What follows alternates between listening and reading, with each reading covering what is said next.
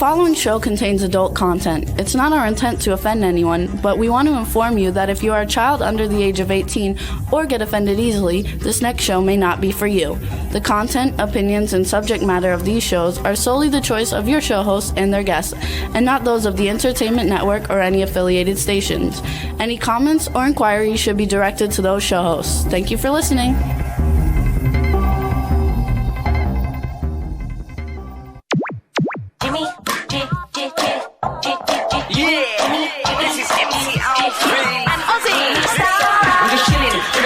Sitting down and designing, where every man them are thinking, what are we gonna be wearing? Yo, I'm a Liverpool MC, you can't trust me, big up the girls inside the party. Let's get down to crazy Jimmy, big up myself and known as Alfie, the one and only, the Turkish MC. Always love the clothes of Jimmy. British, I'm your wanna be, Jimmy Star's new celebrity. We'll take you out to Jimmy Star's. Hey ho, what's up everybody? Welcome to the Jimmy Star Show with Ron Russell. Our head's getting cut off a little bit. Let's move this up. Bring in the good times in music, fashion, pop culture, and entertainment. We got a great show for you guys today. We want to welcome us back since we've been gone for 2 weeks. Before we get started, let's say hi to my cool, outrageous man about town co-host, Mr. Ron Russell, and our dog, Astro. Hello, everybody. Woof, woof, woof, woof. Hello, everybody. Astro just said hello, everybody. There you go. Astro, get down, darling. Good boy. Yes, we spent 2 weeks in New York. Oh, my God, I'm exhausted still. How people live in that city, I'll never know. I used to do it. I won't do it, and I can't do it. Too much of everything. Too much traffic, too many people, too much noise, too much confusion, too much expensiveness. Everything is a fortune in New York.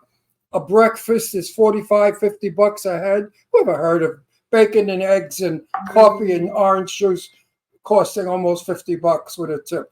Outrageously expensive. Not the best city in the world anymore. It's not my city anymore. My city was a very elegant city with few people and everything was systematic. Now New York is just woo, woo, woo. Who knows what and where. So Jimmy and I, in discussion privately, we've decided we are not moving back to New York or Long Island. Long Island has changed. It's gotten overpopulated, tons of traffic. The Long Island Expressway is a nightmare. If you get on that thing, you don't move for hours. So it's just stressful living. Palm Springs may have crappy weather with the heat and the sand, but it's easy living. We don't have traffic. It's neighborhood. Everybody's sort of friendly.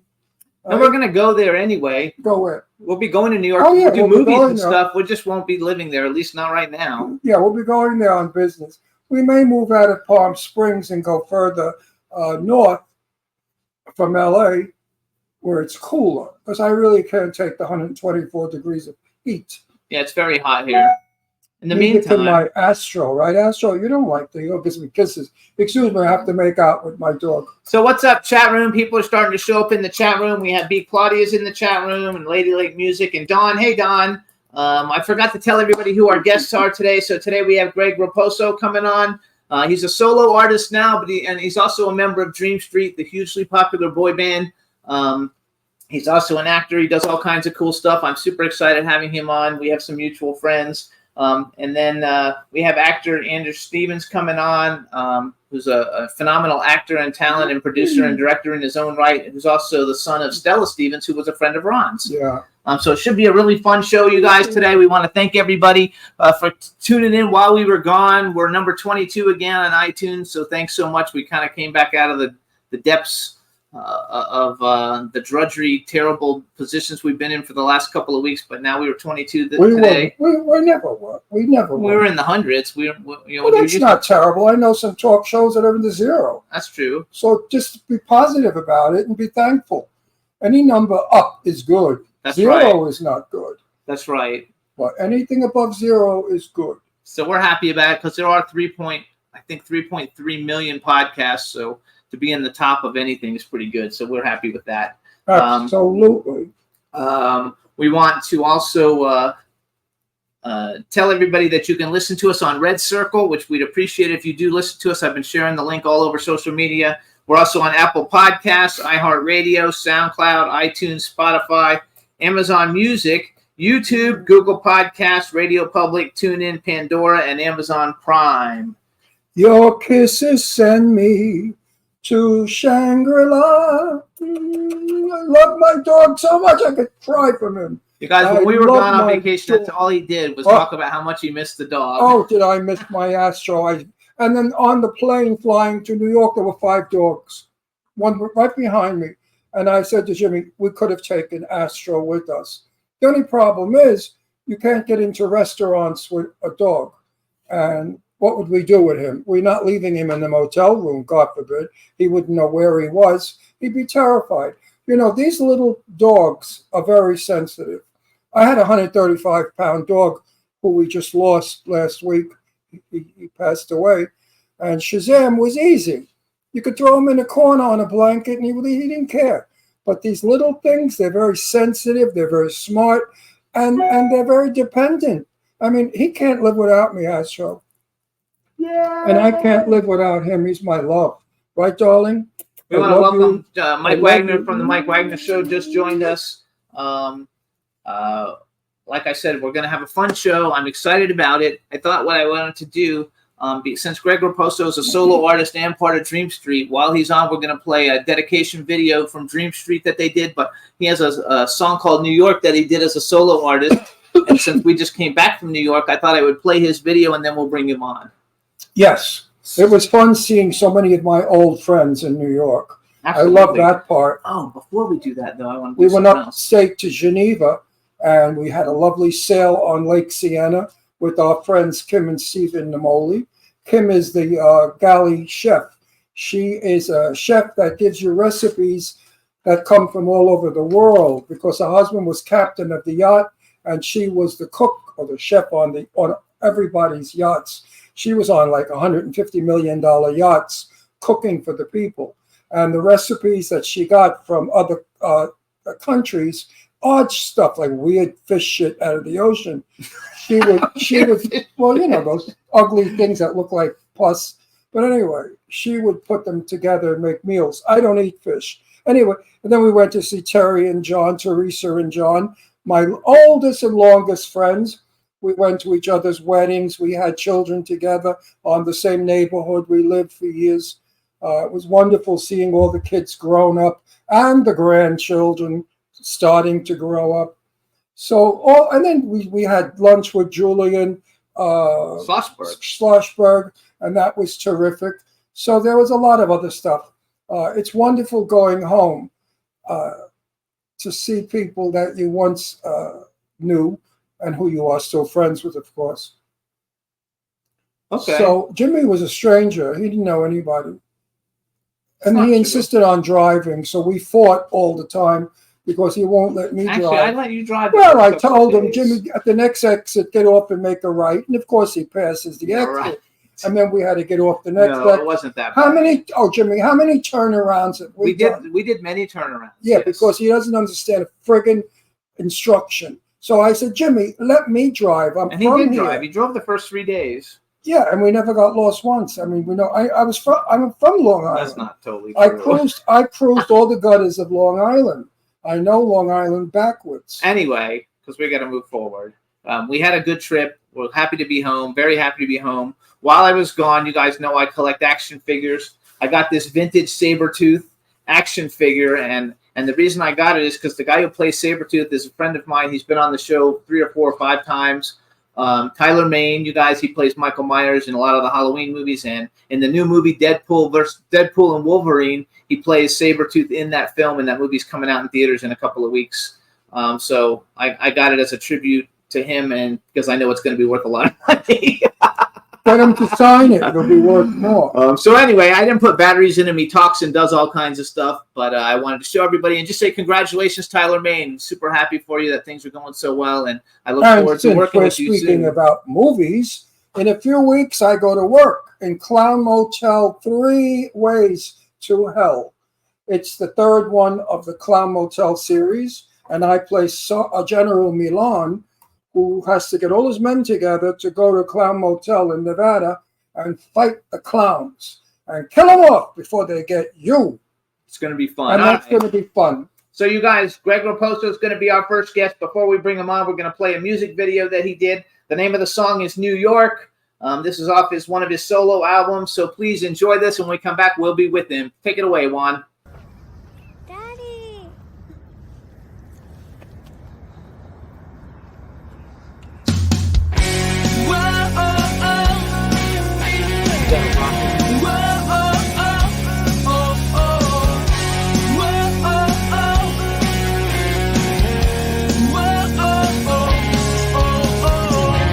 The only world I see is through this windshield. The wheels spin gracefully, putting me to sleep. Crossing the state lines, the miles come and go.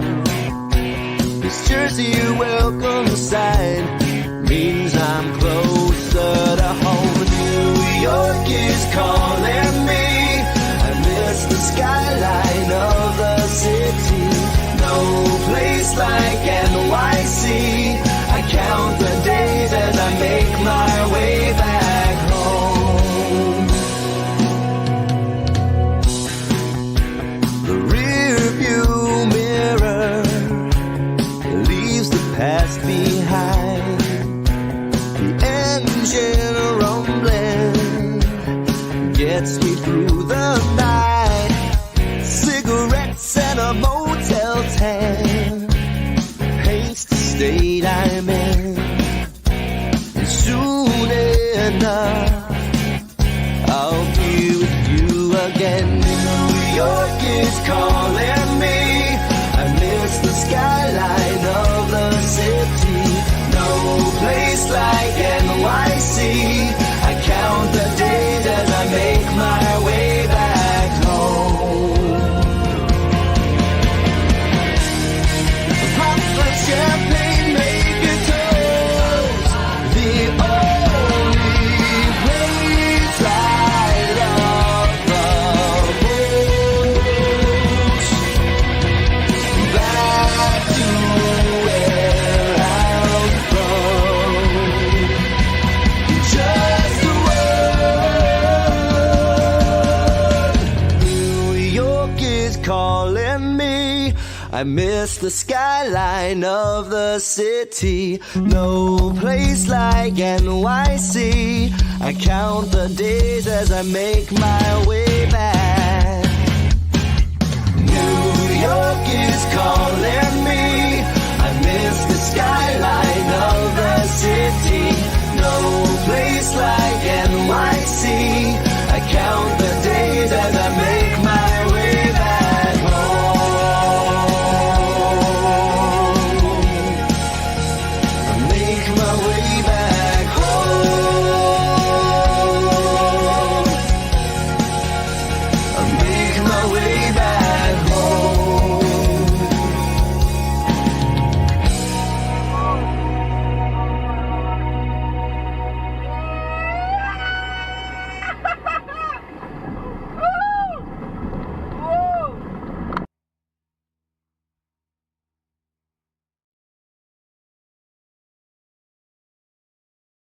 Hey, everybody. That was Greg Raposo. The name of the song is New York. What a nice tribute to New York. And now we're going to bring our guest on. So let's bring him in, yes, Juan.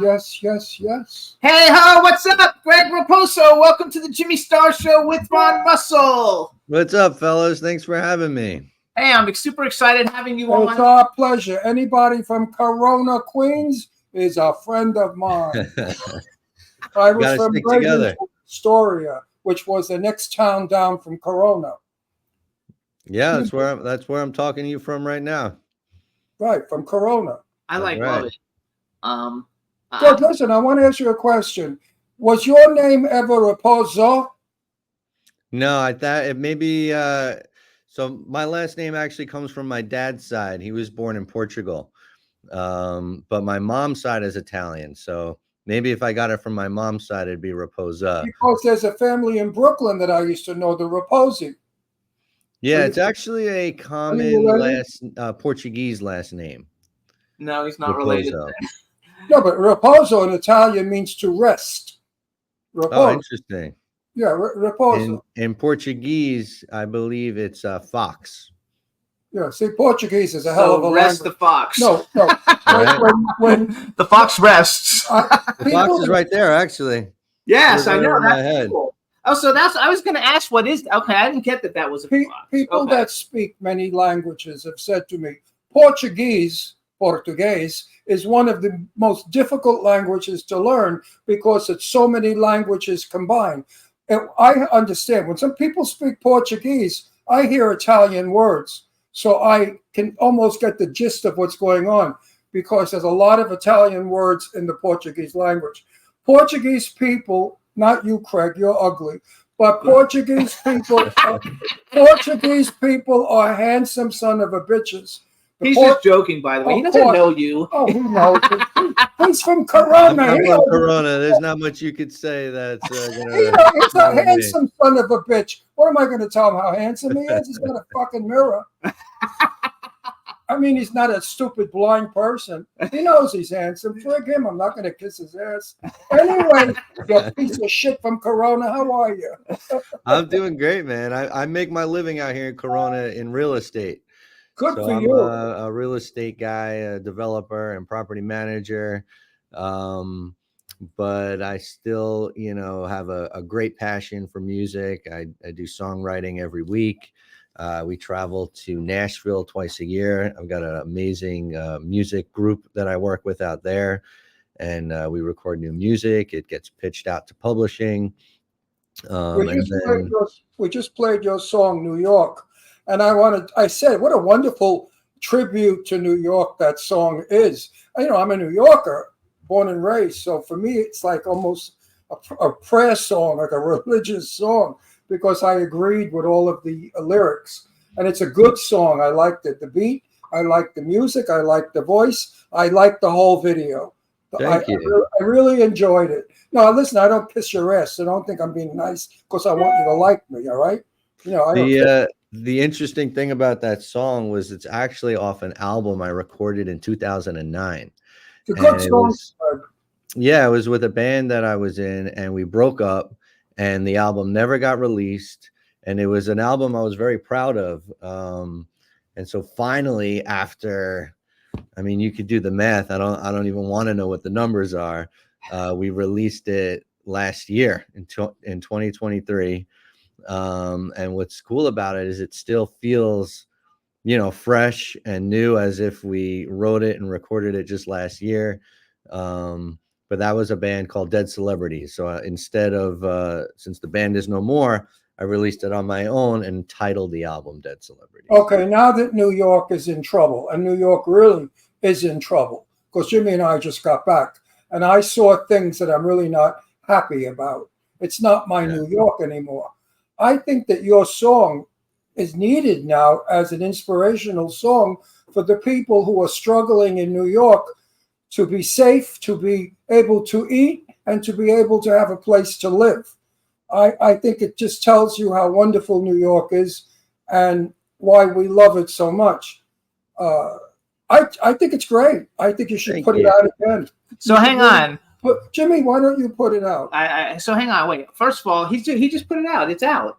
He just put it out recently. I never heard it. Well, it's because he hasn't been on the show, and you don't listen to that kind of music, really. So I do. I listen to all music. Anyway, hang on. My turn to talk. Okay, first of all, say hi to the chat room because the chat room's starting to fill up a little bit. So say hi to the people in the chat room. What's up, chat? I can't see the chat room. Am I supposed to be able to see it? It doesn't matter. You can hit the comments. People are starting to show up in there. So here's my. Hush, hush. No, I have to talk. No. Before you go into the. I'm not going into the business. The business bullshit. People want to know who he is. You got kids. You got a wife. Who's your wife? Because you guys are more mature than I. Are you familiar with a race track guy, Angel Cordero Jr.? I know the name also. So that's my father-in-law actually. Oh, Oh, good for good for you. So Do my you wife. drive in the car with him? Do I drive in the car with him? Yeah. Yeah, well, I mean, he's fantastic. He's actually in Puerto Rico right now. But I met my wife in high school, and we have 4 awesome kids Good for you. and 2 dogs. So we are, Did you a rescue very your dogs? lively house. What's that? Did you rescue your dogs? I did. Yes, they're Oh, both good. rescued. We have 2 rescues. We have 3, but one of them Yay for unfortunately Greg. passed. I like you already. You're from Corona, you're Italian, you rescued dogs, and you got kids. You're okay in my book. You're normal. Okay, Thank you. so my turn. First of all, I think that so Dream Street. First of all, I was too old. I'm a big boy band fan. Cool. And that's why I was asking you about something earlier. We'll talk about in a little bit. I've always been a big. Obviously, I was super old when Dream Street came out. But my 6 degrees of separation was I was actually friends with Chris Truesdale. In his adult life, I got him a record deal with the record company that I worked with. Cool. And so I've always been like a big fan. When did it become your interview?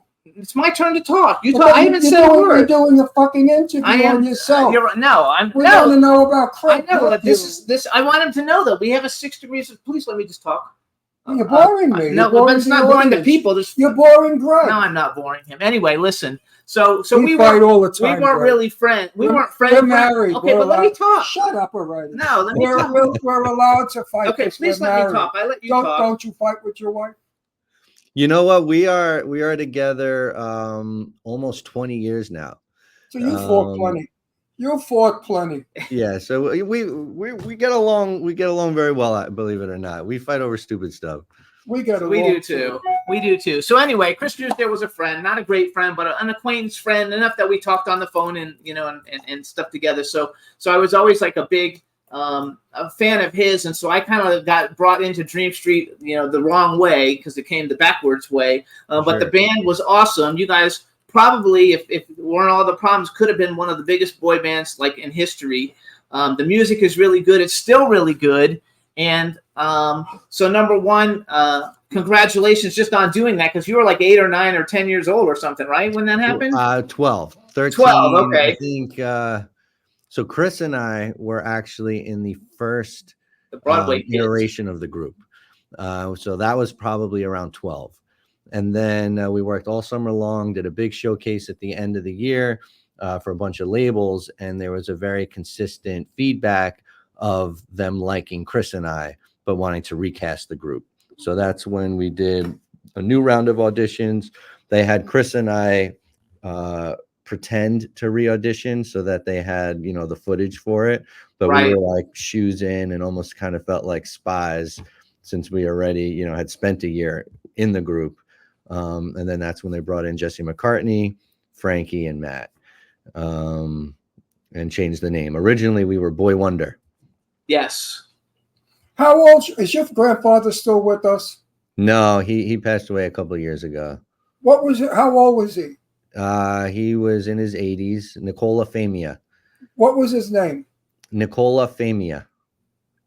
They called him Nicky. He was the king of the bocce ball court. Yeah, no, I don't know. I hang on. thought maybe I would know. Don't change, though. I want to keep going with this Yeah. thought for a minute. So, okay, so Dream Street broke up. You went solo, and actually, so I listened to, since we knew you were coming on the show and we were on vacation, so I've listened to all your albums multiple times over the last couple of weeks. I streamed everything on Spotify. You guys can check out more. His website is gregraposomusic.com. No, Greg Raposo. Yeah, that's right. Greg Raposo. Yeah, you got it. Also, his Instagram, you guys, is Greg Raposo Music or Dream Street _official. Now, you guys recorded a song called Smile in tribute, I guess, to Chris Truesdale, who unfortunately passed during COVID. Is Dream Street kind of like going to get back together with the three of you as adults? Because I see you're playing some shows. Yeah, no, we're not going to get back together as the three of us. But we have reconnected on a personal level. It was unfortunate that it took a tragedy to kind of like, shake us all up and snap us out of our little bubbles I think we're all living in. So about a year ago, we did a we all went to Montana and rented a house and just, spent the weekend together with the wives. And honestly, it was just like so silly that like it hadn't been done before. And so, since then, we definitely have just like reconnected. We have our group chat. When Jesse is on tour and he's in town, we all get together and support him for his shows. Because that song, we did two things. So one was we did an acoustic cover of It Happens Every Time, which was our single. That Yes. was directly after Chris had passed. It was something I felt really strongly about wanting to do. And honestly, all the guys, they just jumped in on it. I didn't even really have to ask. I was like, guys, this is something I'm doing if you want to be involved in it. And all four guys, three other guys got in on it. It was something that we did completely remotely. I think Matt actually recorded himself and his vocals like off his iPhone. And it just came out really nice. And it was just like, I'm very proud of that moment that we made that. And I know how much, Chris would have loved that.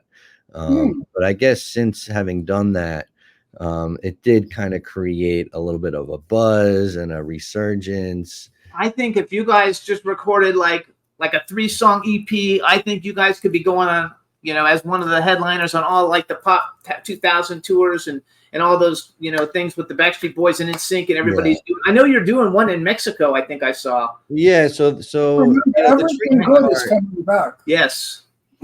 I think the tricky part, honestly, is that Jesse, he's still got a career and he's still very active. And to be quite honest, he's a lot more successful on his own than Dream Street ever was.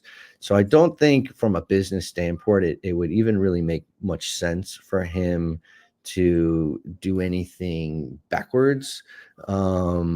Actually, I was thinking, though, it would just be you, Matt, and Frankie. Does the three of you go out as So I kind of toyed with that a bit, but it was also tricky because Frankie has a very busy schedule. He owns a corporate events company, and they're just like always gigging. And I think his like goals in life is to actually kind of move away from performing 5 days a week. Exactly. And so, when we kind of brought it up to him, he's like, look, you guys are trying to make me perform more when I'm in the process of trying to perform less. Whereas, I work in real estate, Mac works in pharmaceuticals. So for us, it's a lot more nostalgic and it's a lot more fun to get booked and to go play a show. Whereas for him, it's a little bit more of just more work. And Jimmy doesn't know what it's all about going on tour. I do. It stinks. A different motel every night, crappy food, and then you have to worry about, do I have an audience when I go out? Is the house full? Will the house like me? Then it's over and you're exhausted and you go back to bed. You got to worry about bed bugs. You got to worry Here's about... the thing about bed bugs. I do. It's a stinking life. Road work sucks. And you have 4 children and a wife to take care of. You don't have time to go on the road. You don't have I don't to. think, though, you would have to go on the road. I think you guys could No, they could do television. You could record 3 songs, put it out there, and then everyone, like once every 6 weeks or 8 weeks, join one of those tours for a special event, with like 98 Degrees or some of those other like bands. I know, like all those people. But he's got a good real estate company, and I know that Corona now is all Hispanic. So he speaks Portuguese. I'm sure you speak Do you Spanish. speak Portuguese? No, you know what? I missed Don't that. speak I Spanish? wish I did. Nope. You I just speak can rent an Italian? apartment in Spanish, and I Wait, understand do you speak Italian? English. I'm still working on my English. Are you kidding? Your mother should have taught you Italian, and your father should have taught you Portuguese. Yeah, It's beautiful. They're both beautiful languages. So how do you communicate with your Hispanic clients? I have assistants who help me. Who speak Spanish? Yes. Yeah. That's one of my top requirements when I Well, hire. let's plug your business. Where are you, and what's the name of your real estate? Actually, the opposite of wanting to plug it. I don't want to be found, and we manage our own properties, not for hire. I primarily work as a developer, just growing a portfolio of real estate and working for myself. But that's a smarter approach to real estate. Not the smart. Yeah, so no plug necessary. I'm in a basement where hopefully nobody finds me. There you go. Actually, though, you're still recording though music, because like a lot of the stuff, I know a lot of stuff you put out, you recorded like previously, because it's really really good stuff. Your solo music's really good. Obviously, I think the Dream Street music is really good. I love the fact that you guys did Smile. We're gonna actually play that for everybody while we have you here. So will you continue, if you don't put Dream Street back together, would you continue doing your own solo music? What it comes down to is once a musician, once a songwriter, always a songwriter. It's such a strong part of my identity that it's not something I'll ever not be. And I made a decision in my early 20s when I was, full-time pursuing music and being on the road and working for free and, sleeping in different hotels and also, dodging the bed bugs. Yeah, I worry about those things. Meanwhile, you have a great voice. I love your voice. Thank you. It's a good speaking voice. You could do talk voiceovers and stuff with that voice. It's an interesting voice. I do love the entertainment business. I love being an entertainer. It's my passion. And when I was trying to make a living out of my passion, it started to feel like work. And that's when I realized I was losing passion for my passion, having to write a song to put food on the table, having to tour in order to support a family. And I kind of came to a realization. It's like, look, if I'm not afraid to work, I'm not afraid to roll up my sleeves, get dirty, do what I got to do. Yeah, but wait a minute. I'll do that to make money. Hang on, Greg. Yeah. It's not work. Come on, tell the truth. Well, when you're performing, it's heavenly. It's not. But what's work. the job? You get an hour of performing, and then you're traveling, and then you're in the airport. And then I know that it sucks. It sucks. So that's the work. That's the job. Yes, that's the part I hate. We all do. So I decided to pursue a career where I could afford to support the family I always wanted to have. That was honestly more important to me than being a rock star. And I'm very grateful that I was able to achieve that. And now I can pursue music from a purely passionate place. We are doing the Pop 2000 tour. And we're going to Mexico. It's just going to be Matt and I, reuniting as Dream Street. And, we're both really fortunate to take off and to run away and do that. And yes, the right opportunity arises. I'm self-employed. I have the option to take on different opportunities, but I don't do, I do them on my schedule. I do them as I please without any anything needed in return. To be honest, most of everything I do is for charity. All of the shows that I do, any ticket sales, any money that comes in from music, I've essentially dedicated to giving back. I want to say something. Why I don't know your music, and I'll tell you why. We live in a very selfish world. Jimmy puts in earplugs and listens to music all day long. I don't hear it. Years ago, we put a record on a phonograph, and the whole house heard it. So everybody was able to enjoy it. And I want to say, I'm sorry I never heard your New York song, because I would have loved to have played it in New York while I was there. It would have been inspirational. Sure. So you see selfish people today with the cell phones. They don't give a shit. Doctor's offices, everybody's on the cell phone. I'm a publicist. Oh, you're a big for my occupation. So I listen to music. Selfish. I listen to music all day long, usually of whoever is going to be coming on the show, because we bring on a lot of great musicians like yourself. So let's give a real quick tribute thing. So you guys, when he was in Dream Street was Matt Ballinger, Greg Raposo, Frankie Galasso, Jesse McCartney, and Chris Truesdale. They had all kinds of hit songs. I actually liked You're Taking Me Over, I Miss You, and They Don't Understand. Those were like my three favorite, because I listened to it in the past. He's got a good voice. He also, I watched The Biggest Fan in the last couple of weeks again, just to watch it. I only saw crappy versions of it that are on YouTube. But you guys are in it at the end performing. You also, I read, came in second place on Star Search, which that's kind of where I got my start. That was when I was 9. And my dad is a big Elvis guy. So I started learning Elvis songs as a little kid just to play for him. And when I did Star Search, I performed an Elvis song. It got filmed and somehow got into the hands of Priscilla Presley, who reached out to me directly and invited me to Graceland to perform at what was called the Elvis Spectacular. It had been the 20th anniversary of his passing. And the coolest part about that was they had people coming from all around the world. They were all adults. I was the only child who was invited there to perform. I was the representative of the US. Everybody else was from different countries. And it was my first show performing live with a real band, with a drummer and guitar players and backup singers. And it just so happened that was Elvis's drummer. That was the Jordanaires singing behind me. It was his guitar player. So my first live band experience and performance was actually being backed by Elvis Presley's original band. We actually had Sam Harris on our show, and he was the very first Star Search winner. Mhm. And Okay, here we go. A kid coming from Corona.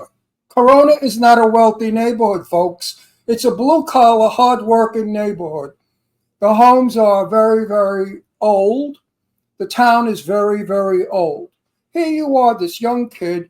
What made you think you had the balls to go out and be who you are today? Who pushed you? How did you do it? Why?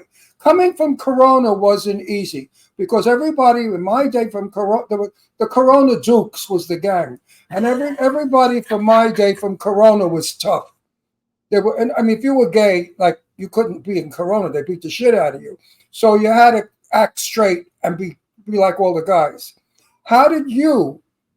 Didn't all the kids make fun of you, like you big sissy? You're singing, ha ha, right? Yeah, yeah. I mean, I had death threats. I had FBI cases back, when I was in high school, and definitely dealt with my fair share of bullying. But I was also always just so blessed, not only in I have an amazing family. I've got four. I'm one of four. I've got three great little sisters, and I've always just had like a good head on my shoulders. And to be honest, it never really hurt me as much as I think. So you never let the punks get you down? Not really, because it's like, yeah, you can say what you want, but then after school, I'll be the one like making out with your girlfriend. Performing on Ricky Lake and Maury and Ricky Lake and traveling and stealing out arenas. So wait, Greg, do me a favor. Tell all the young kids out there who are being bullied because they want to be better than the rest of the gang that look at you. Be an inspiration for them. Because I know so many kids from minority neighborhoods that want so badly to be in our business, but their families and their friends keep them down. My mother was a silent movie actress who didn't make it. So I said, Ma, I want to be an actor. And my mother's very words were, yeah, right, Ronnie, Hollywood's just waiting for you. Grow up and go work for Con Edison. You get benefits. Yeah, I mean, to that point, I also had incredibly supportive parents, which, lucky. When you're a kid, I'm not driving myself into the city for auditions at 9 years old. So that's also a big part. And then even in Dream Street, we were all underage. We were minors. So each one of us had a supportive parent who was there and waiting and driving us in and having to hang out in the city for 3 hours while we're rehearsing. So it was it really is a team effort involved, especially if it's, a child. Okay. What did you do when drugs were offered to you? That's a good question. It depends on how old I was and where I was in my life at the time, but I definitely, entertained things and was also very fortunate that moderation has always been, not a problem for me. But yeah, I mean, I was in rock bands and we were traveling and we did all kinds of stuff. Nothing hard, nothing serious. But again, if if I was offered something at 13 or 14 years old, that's a very different story than being 22. But no, everybody has different stories. I would have to say that as a minor in the industry, I really wasn't being pushed to do anything that I, wasn't comfortable doing. And to be honest, any like trouble we got into was trouble we were looking for and trouble we were finding on our own. Nothing that was being pushed on us. So you didn't make the mistake River made, River Phoenix. I'm not familiar with River Phoenix OG'd in a club on Sunset Boulevard, the Viper Room, and he died on the sidewalk. We really are old. I mean, look, but that's a common story, not just in entertainment. I mean, I have a handful of high school friends. Yes. River Phoenix is Joaquin Phoenix, the actor's younger brother. Gotcha. And He was a huge movie star. So back in the day. many young kids today think that you have to be high to perform. And I say no. I was 19 when I entered the business, and I'm proud to say I've never done a drug. Never. And all my friends were loaded, getting high. Hey, Ron, have some LSD. I say, why? I never come back. I'm crazy as it is. If I took LSD, I was afraid. So I don't endorse drug taking at all. And since you're a boy band, you can make a lot of sense to a lot of the kids out there and say, listen, you're young. Don't fuck up your brains with drugs. It doesn't work. Look at this guy, successful, handsome, healthy, wife, 4 kids. He did it right. He did it the right way. If he would have done drugs, he would have been today probably in the streets of alleys of New York with a needle hanging out of his arm getting AIDS. Yeah, no, I mean, obviously it's not something that I recommend anybody mess with. Right. But there's also a realistic approach you need to take with people, and that it exists and that it's there, and that, it's okay if you want to try something, but you have to do it responsibly. I went to private school, elementary school, and then public high school. And when I went to high school, the kids were way more advanced than I were. Sure. And it was like, living in a bubble, and all of a sudden that bubble was popped. So I remember 9th grade and 10th grade, I was like trying to save everybody. Don't drink that beer. No, you can't smoke that cigarette. It's horrible. You can't do it. After a while, I was like, shit, I'm not making any headway here. And then eventually, I tried my first beer. When you guys were like had your first hit single and everybody knew who you were then, were you still going to school every day then? Yeah, I mean, I'm telling you, from 8 a.m. to 3 p.m., I was the bottom of the totem pole, getting pushed. You're walking with your tray, your food's on the floor. But then 3 o'clock would ring, I'd be in the city and I'm hanging out with industry executives, and I've got a 2-hour line of girls who are waiting to take a picture with me. I mean, it was such a contrast that it kind of actually helped keep me somewhere in the middle. Yeah, that's good though, because you seem very. No, it's awful being young in the business. I was 19, and I would make a movie, and then I'd go home, and all my friends would say, "Oh, here he comes, Mr. Hollywood," and they'd make fun of me. Yeah, and they were jealous. They're still jealous. The few that are still alive, because they're all croaked, all the other ones. But I still fight jealousy, envy of what I do at 84. So I'm sure you're going to still find envy and jealousy among I call them the audience. The audience doesn't really understand a performer. Don't you agree? I think, so I always have had a very good sense of self. And that was very important. Growing up as, I did a lot of off-Broadway stuff. So I had a very close connection.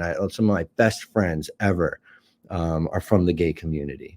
And when I was in high school, being in a boy band, that was probably the number one insult that I was given. It was just always called every homosexual slur that you can think of. Right. But, it bothered me more so for my friends that I loved and really cared for, and I knew had to deal with that in a different way than I did, because I am straight and I've always known that I was straight. So it's a lot easier for me to kind of rub that off my shoulder, because you call me whatever you want, right? I know who I am, and that's really, I think, helped me. Not No, being it's very straight, important. but just knowing Yeah. who you are, and knowing Yeah, that I'm a great I know person. who I am. I'm straight. My husband Jimmy's gay. There you go. So I want to play. I have another subject I want to talk about, but first I want to play "Smile" real quick for everybody. So this is actually, you guys got back together to do this song. It's available, you guys, on iTunes. I downloaded it like a year ago. I really like you, Greg. Thank You're you. a good guy. You're like my kind of people. You're Thank you're not Hollywood. You still kept yourself. You never got lost in your fame or your bullshit. And I really respect and admire you for that. And I guess you have good parents because you're a good kid. Thank you. I'll tell you what, Must have did a good job on you. there was 2 months where we went on tour, and I wasn't going to high school during the day and being a pop star at night, and we had to get homeschooled while we were on the road touring.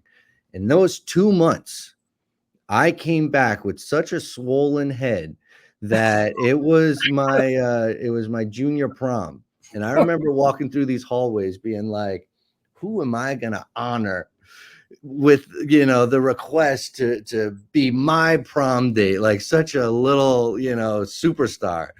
And I think the point I'm trying to make is that when I see people like an Aaron Carter, for example, or even Jesse from my group, who's been up there for years and years and a whole lifetime of being up so high in the clouds. I had just 2 months of that where it was my 24/7. You're entitled. It happens. That's pretty good. Listen, do you know who Jane Russell is? The actress, the movie star Jane Russell. It rings a bell, but no, I can't She's put a very, very famous movie Like star. Marilyn Monroe. Yeah. Okay. And she was my good friend. The only time I ever had a swollen head was when I walked into a room as her date. I Right. was so proud to be Right. Jane Russell's date. You have no Yeah. idea. But as far as having a swollen head with myself, no. I'm my own worst enemy. I've been told that by directors. I get off of a shot and I say, oh, that sucks. I can't stand it. What the fuck was I doing? What was I thinking? And my director said, Ron, you were great. I said, don't bullshit me. That's my problem, is I'm always trying to achieve more. Are you that way? Absolutely. You always feel you're not as good as your last performance. Somebody who thinks they've got no more improvements to make is headed for a dead end. And so I am very big on always wanting to improve and always thinking there's more to know, there's more to learn. I'll never reach my best, because there's always another day that I could be better. I agree with you 100%. Real quick, was your prom date your wife? Because you said you met her in high school. No, she wasn't. She was a very innocent, terrified girl going to the prom with me. All right. I had this reputation of being a pop star, when in reality I was totally like this hopeless romantic who really just wanted to fall in love and have one girlfriend and write all my music about her. But you were a C man, right? See you next Tuesday, man. No, I wasn't. I honestly really wanted to be in love, especially when I was younger. Yeah, but come on, give me a break. He's talking about when he's 15 and listen, I was 14. I was in a drive-in movie getting it. Anyway, you're different though. You're like a hood. I was at the drive-in movie with my girlfriend Hilda, and we were having sex at 14. Okay, anyway, we're gonna move forward. Just because you're an old faggot that didn't have sex with I did though. I did actually. So hold on. So hang on to it, because we're going to talk a few more minutes after we play this, but introduce the Smile video, and Juan, our engineer, will play it for everybody, and hang on. You guys, this is and just tell everybody you guys got Reed together for this tribute song. So Smile is a song that I wrote in honor of Chris. Anybody who's ever met him, if you're going to ask to sum him up in one word, it's smile. And it was one of his best characteristics. It was something I'll always remember for him. And it's a song that I think for me, it gave me a lot of strength, and it's a very consoling song. It puts a positive attempt on a very dark situation. Yeah, Matt and Frankie both joined me on it, and Frankie's the one who actually edited the music video. So it was definitely a very communal effort, and is another piece of art that I'm very, very proud of. And honestly, as an artist, Okay, so introduce it. I'm anxious to hear it. Let's go. This is Smile. There you go, by Dream Street, you guys.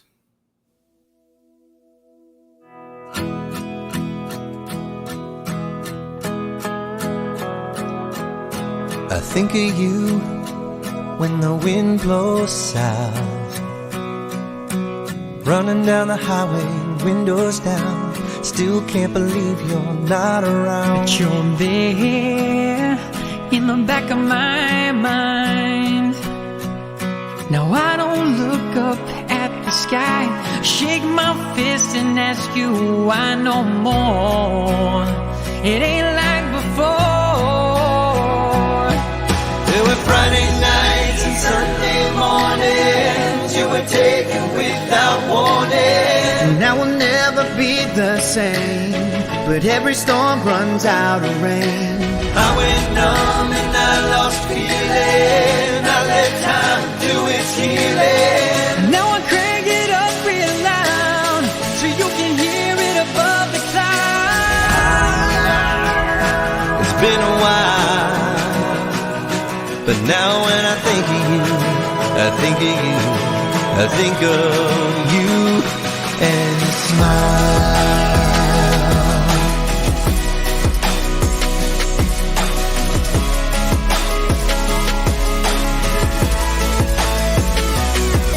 So we'll dream on like we did before.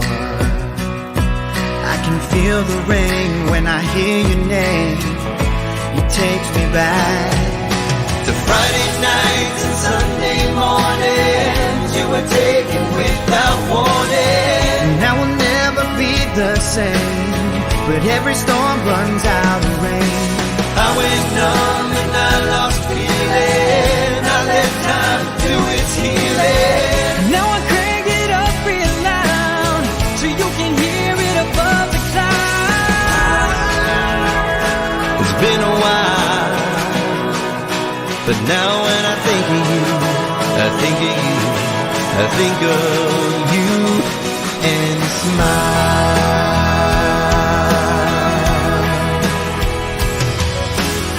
So can you hear the music playing, my old friend? We'll feel the magic when we meet again. There were Friday nights and Sunday mornings you were taken without warning. Now we'll never be the same, but every storm runs out of rain. I went numb and I lost feeling. I let time do its healing. Now I crank it up real loud so you can hear it above the clouds. It's been a while, but now when I think of you, I think of you, I think of you and smile.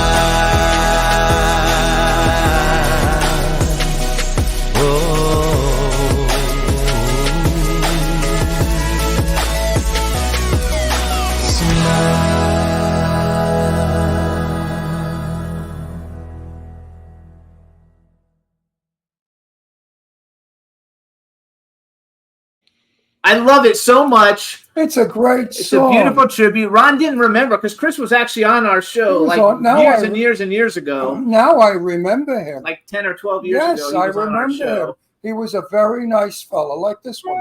Nice. So you guys, Yeah. that song's available on iTunes.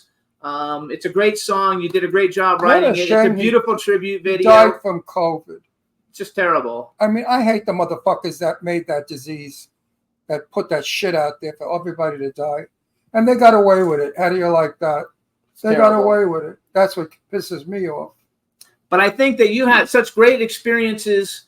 You've done terrific. Now you've also acted, and I'm bringing this up on purpose. So first of all, you were in Return to Sleepaway Camp, which Felissa Rose, who's the star of the original Sleepaway Camp, she's the one who ends up having the penis at the end, is a very good friend of ours. She's a good She's been on the show, many times. Ron's been in movies with her.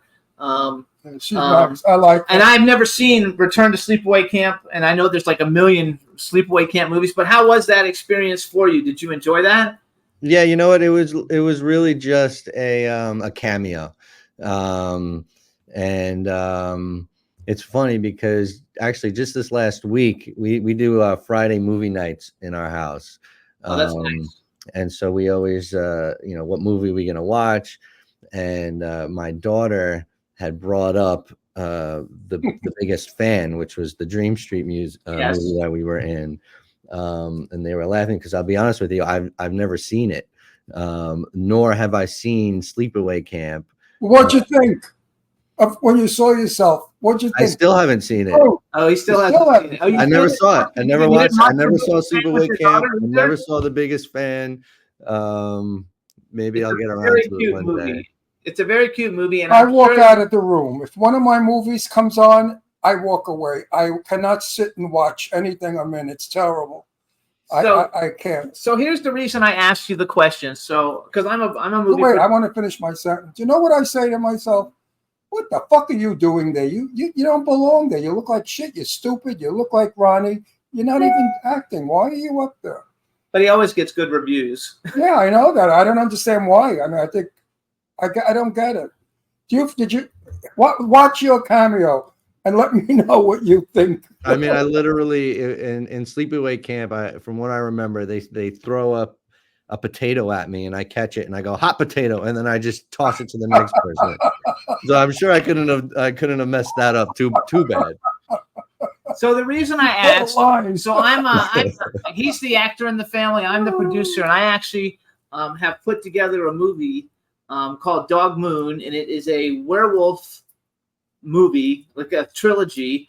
And what we're doing that's unique from everybody else is, and the reason that we did this is because of Jeff Timmons from 98 Degrees was on the show, and I told him I would love to do a movie with a bunch of boy band members. So we put together this movie, and half of the cast is going to be boy band members from the from 80s, 90s. We have Jeff Timmons. Here comes the plug. We've got some other people, and I was just thinking, if you're interested in acting, to put you on, sign me up. Like to be in I mean, we'll have a soundtrack so you can put out music. You could put out your own music on it, and we will have A-list boy band people and people from basically every boy band, because I want all of them in there. And they'll pay you, and you get paid. Yeah, you know what? For me, that just sounds like a lot of fun. It'll be a lot of fun. We're going to shoot in Texas. We're going to have a really famous horror movie director directing it, and then the other half of the cast will be major horror movie stars. So it'll be everybody in. It'll be kind of like a somebody. And I used to be really good friends with the guys like in Take 5, and I'm trying to reach out to C Note and I'll be in it also. And do you remember Youngstown? Like I want to get a little bit of everybody if we can. And then we've already got like some people from Backstreet NSYNC and 98 Degrees. You see, I'll be in that movie also because I sleep with the producer. Oh, nice, perfect. He's got the old-fashioned way of getting in. Oh yeah, yes. I have sex with the producer, and I get film all the time. No, I have a good part. It would be an honor. I would absolutely love that. I think it would be a lot of fun. I would hope I'm being hired for who I am. No, he's actually a good actor. But anyway, we're in the middle of putting the whole thing together now and trying to secure financing. But one of the guys who's producing it with me, who wrote it, was in a boy band that was never famous, but he's like really like knows all the boy band people and stuff. And so we came up with this idea together to do it. But like I said, it was after Jeff Timmons was on the show, and I think it's a great idea. It's going to be a lot of fun. I think it'll be a lot of fun. I'm not going to sleep with you to get into it, but I definitely love to be there. No, I think it'll be a lot of fun. I think it's a good concept. It's an interesting movie, never been done, and all the fans of boy bands are going to see everybody now adult, and everybody likes that. I like your video. I saw you as a kid. Skinny thing, no arms, you skinny little runt. And now look at you. Now you're a man grown up. So that fascinates people to see how we change. I still look 19, so I'm not in that category. Right. I look So you totally guys- 19. So this is Greg Raposo. You guys, please check out his music, gregraposomusic.com. You can follow the Dream Street Instagram. It's at Dream Street _official. And then Greg's is Greg Raposo Music. Congratulations. Do your kids, do they have any interest in being in entertainment? Or are they too They're young? still young. I mean, my youngest is 1. Oh, and my okay. oldest is Oh, 8. Yeah, they're too young still. So Not they're yet. still young, but they are the light of my life. Good for you. And, Congratulations. Yeah, I mean, look, You know what? anything they The want to gene- do. The gene does travel. The gene Yeah, does. no, they sing. My 6-year-old has been taking drum lessons, and the teacher's telling me all the time that he's just got like a natural ability for it. So it does seem to be in there, but I would never be the one to want to push. No, Right. don't. Let them come up with My it on their daughter, own. my daughter Deirdre wanted to be an actress. She made a couple of movies, and now she said, I wouldn't be an actor if they paid me $1 million. I said, I'd shoot you if you didn't take $1 million, Deirdre. Yeah. So she said, well, $1 million, I would go back to acting. But my daughter and my other daughter, Leslie, who was Miss America runner-up beauty, has no interest at all in anybody looking at her. She doesn't like being looked at. My mom has a talent agency called Dreammaker Talent Management. She Okay. was so busy with me growing up that once I got older and wanted to do my own thing, she What was your really mother's developed name? a passion. Marianne Raposo. And what was the name of her agency? It's Dreammaker Talent Management. Oh, I think I know that name. What is it? Dreammaker? Dreammaker talent. Yeah, Dreammaker. I think I know that. I love that though. That's very cool. Wait a minute. I have something. Yeah, so if any of my kids do have the interest, we got Yeah, you have a place to take them. Again, yeah. And someone who will really look after them. That So sounds that's so very good. familiar to me, Dreammaker. All right. So anyway, you guys, this is Greg Raposo. Congratulations. I'll be in touch as time goes on. Greg, Cool. you were a good guest. Thank you. Thank for you guys so much. Cool. Hey, Good night. congratulations for and everything thank you. that you've done and that you're doing. And thank you for not being offended by my insanity. I don't think you could offend me if you tried. Hey, thank you so much. We'll see you soon, Greg. Thanks a lot. Take Bye-bye. care. Thank you Greg. guys. Thank Enjoy. you so much. Take care, buddy. Yay! I love it. So I have another thing I want to play real quick before our next guest will be coming on in about 8 minutes, I think. But I pulled this up off the internet, and I think it's fun since we have Andrew Stevens coming on. You guys, he did a song, and I have a copy of it. It's called "Helpless in Love." So I want to just play it real quick, and then in a little bit he'll be here. So everybody enjoy our next guest, Andrew Stevens. Here he is singing "Helpless in Love."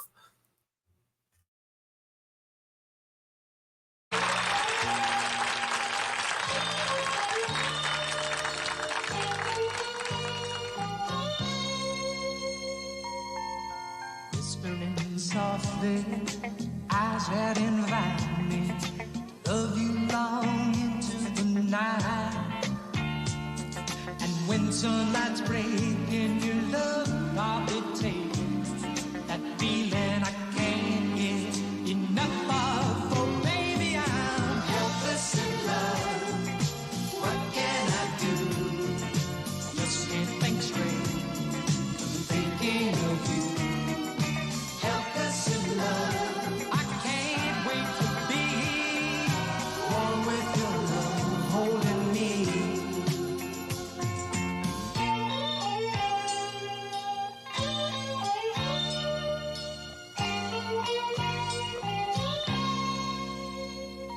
Like some magical spell, babe, that you got me under.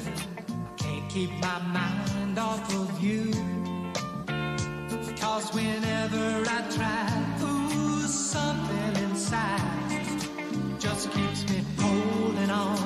There I go, falling, helpless in love. What can I do? Just can't think straight, 'cause I'm thinking of you. Helpless in love. I can't wait to be one with your love holding me.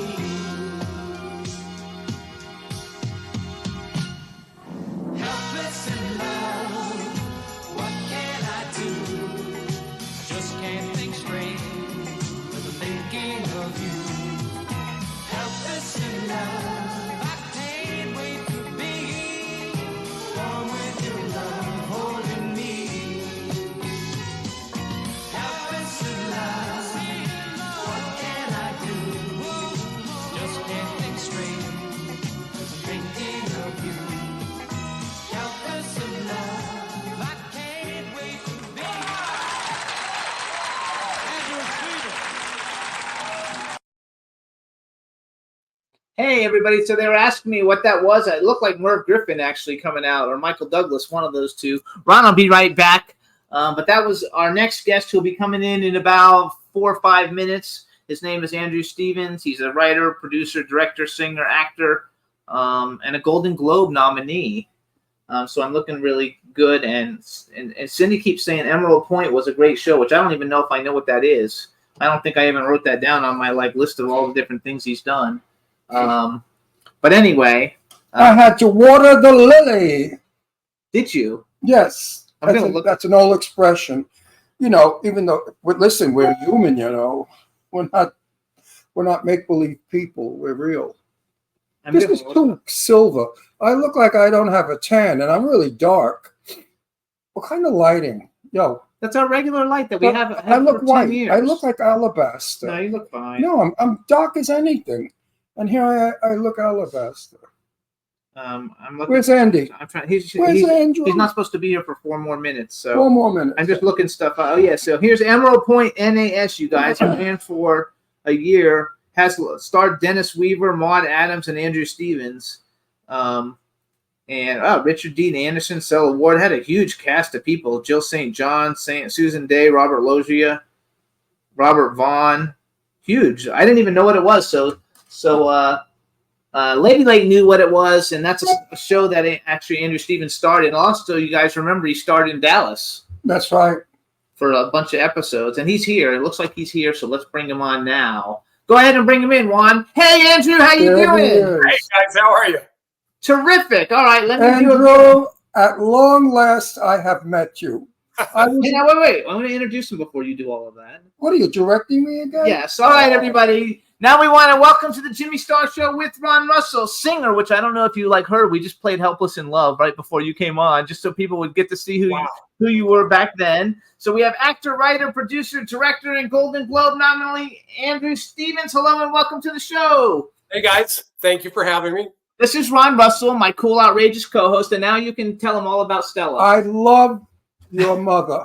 I knew her well. Stella was a buddy. Stella was one of the guys. Stella was a beauty. I used to ask Stella, what's Andy doing? And she would tell me. We would talk about our children. I was very sad when Harlan Boyle told me Mom was in a home. I wanted to go see her. And Harlan said, Ron, she won't know you. She was a victim of Alzheimer's. And Stella Stevens, to me, because she came, the last time I saw her, I think was at Rock Hudson's house for a party. Rock had passed away. And I think Shelley Winter's birthday party may have been the last time I saw Stella, of which I have pictures to put up of Jane Russell, my stereo. There you go. There's Jane Russell, Stella Stevens, me, Beryl Davis, Shelley Winters, and Terry Moore. Stella Stevens was one of the nicest people I have known in this business. And I'm sorry she's not with us. I would have loved Jimmy to meet her. So now go ahead. Tell us all about Mom and what you're doing. She adored you. You know, she worshipped and adored you. You know that. That's very sweet. So my mother and I had a complex relationship. She was an only child from a small town in Mississippi in Yazoo City. Her parents migrated to Memphis when she was 4 to get better jobs. My father, who they didn't know each other at the time, his parents also migrated to Memphis. And so they met. She was a sophomore. He was a senior in high school. I actually graduated from that same high school in Memphis. Right. And I was conceived in the backseat of a Mercury at the Skyview Drive-In. And she was 15, he was 17. Her mother was Catholic. There was a shotgun wedding. They stayed married probably less than a year. And then for about 6 years, there was an enormous back and forth custody battle that ensued between them and the respective parents. But I am just in the final stages of post-production on a documentary film, feature documentary, called Stella Stevens, The Last Starlet.